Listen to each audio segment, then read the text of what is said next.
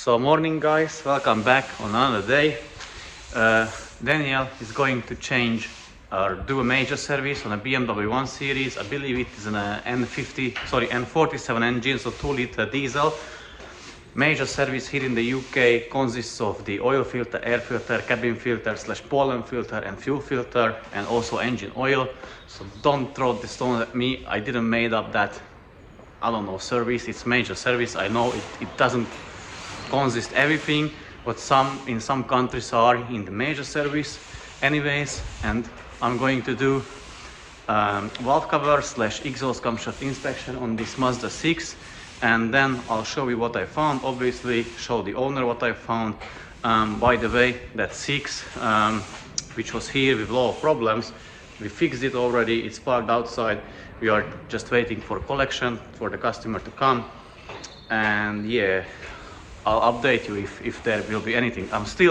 We still need to remove the crankshaft bolt from that, and I received a lot of comments, not a lot, but few comments from underneath my yesterday's video, all of them suggesting use a heat gun.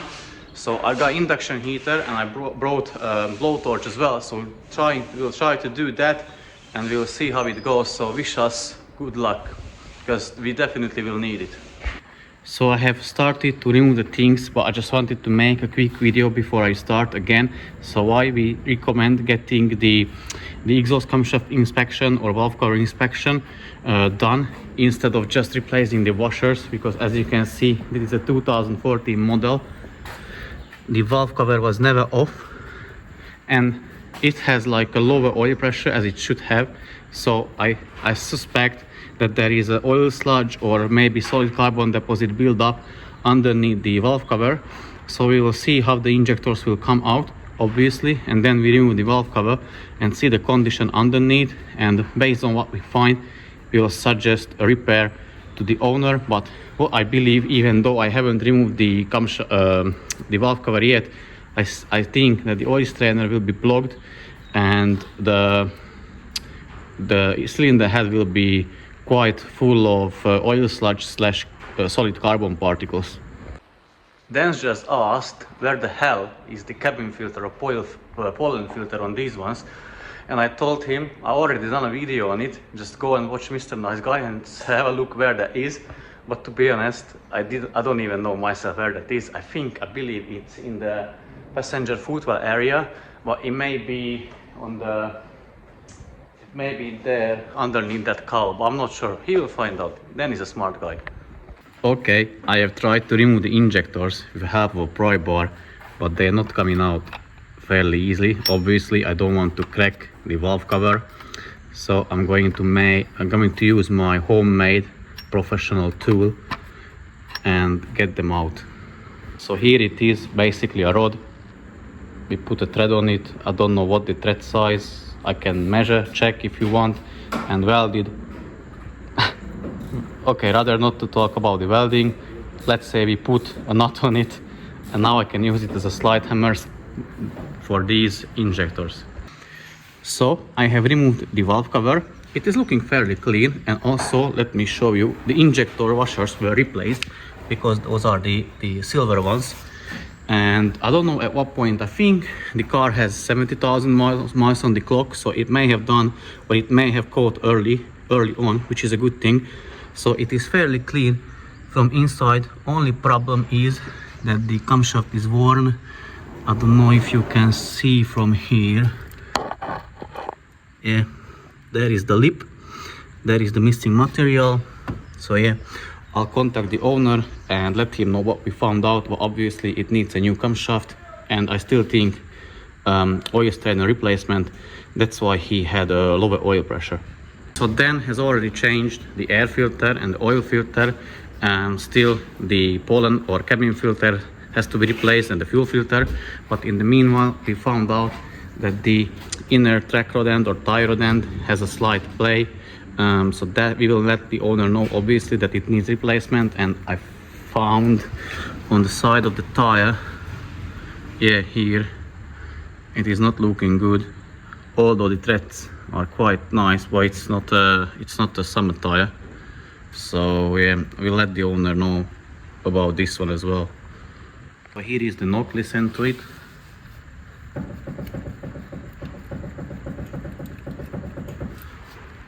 And also that rubber cover or dust cover is torn apart like in rings, as you can see, onion rings.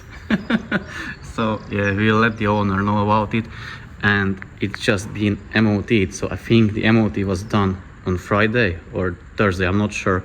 So yeah, we'll check the car for the owner and let him know what we found. And I think Dan mentioned as well that the car is low on brake pads. I don't know if you will be able to see from here, maybe not, maybe yes, but it will need replacement of the brake pads as well. So this is the cabin filter out of the engine. I mean, it's not looking terrible, it's not the newest, but the like a tiny bit bigger issue is that is warped. Like, it can be done the nice way to put back. Let me show you where that goes, because Dan already removed it. It goes down there. So we have tried the crankshaft bolt with induction heater, with blowtorch, no success at the moment. So we're going to leave it like that for now, because at the moment we are just wasting our time with that. Dan has already cleaned the cylinder head of this one. So now I'm going to put back the camshaft with the new rocker arms and the new tappets. So I'm replacing 4 tappets, and then is replacing the fuel filter on that 1 Series BMW. Yeah, I found that the camshaft is worn on that white Mazda 6. So yeah, things are going quite well except this one. So yeah, I'm going to carry out the assembling of this one, and then that needs carbon cleaning for 2 ports, replacing the tappets, and that can go as well. The new camshaft is in. We are waiting for the oil shower to get cleaned in the ultrasonic bath. Meanwhile, Dan is preparing the injectors for the ultrasonic bath, and then we are going to clean them there as well. And we are going to assemble the engine back together, or top of the engine back together, if you will, and then obviously do engine flush, oil change, take it for test drive, test it, and then once we are done, let the owner know. So I have removed the camshafts, both of them, oil shower, journals, rocker arms. The tappets are still in situ or in place, and usually every second on the exhaust side is worn. You won't be able to see it quite good, but I'll do a video about them. Like, usually the top wears, that's one way it can be worn, and the other is if they are soft. So basically you can compress them, whichever or any you can compress needs replacement, and any which has like a spiky head has to be replaced. Usually the ones below the thicker rocker arms for the variable valve timing are worn. So now I'm going to remove them tappets, and tomorrow this one's going to get a clean. I think the ultrasonic bath just finished. Dan is cleaning the parts for this one, and I put the oil shower onto this one. Maybe the valve cover, we will see how much time we will have, and then we'll carry on where we left off tomorrow. Okay, we have finished for today. It is 4 p.m. Dan's got to go home. We are both tired, so we call it a day. We managed to give back that Mazda 6 to the owner.